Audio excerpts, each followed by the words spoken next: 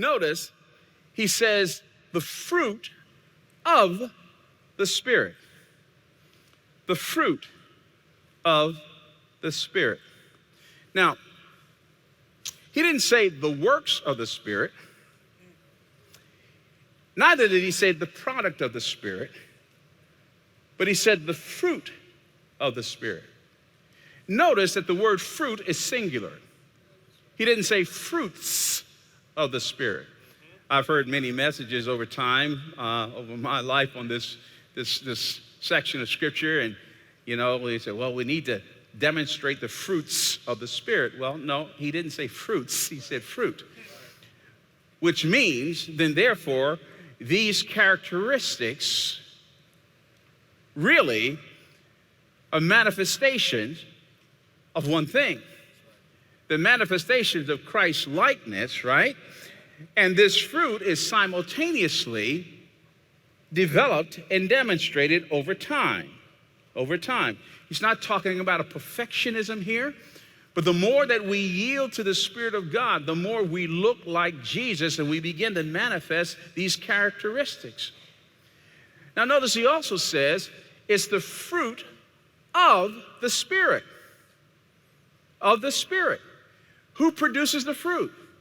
Now I'm not talking about being passive. We're going to get into this in a moment. We're not passive in the process, but we don't produce the fruit.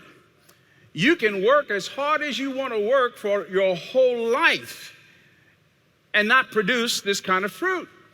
It is a fruit that is produced by the Spirit of God. It presupposes submission and yieldedness to the Spirit of God. It presupposes humbling myself and coming under His control in my life. It is a fruit of the Spirit. He produces transformation.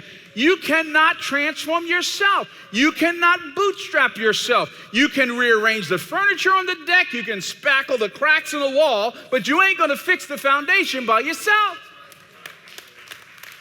It's the fruit of the Spirit. It's the fruit of the Spirit. He produces it.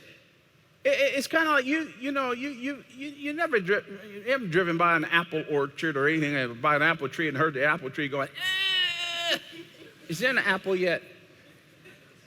It's silly.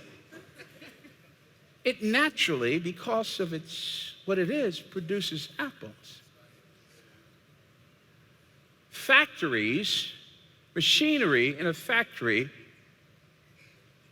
can produce a product, but it can't produce fruit. Fruit is the product of life. Only life produces fruit. And the Spirit of God produces fruit. If you want fruit in your life, then He's going to produce the fruit in and through your life. We have to yield to Him. It is a fruit. It is the fruit of the Spirit. The fruit of the Spirit.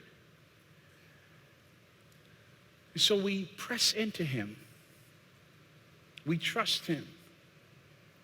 We yield to Him because He wants to transform who we essentially are.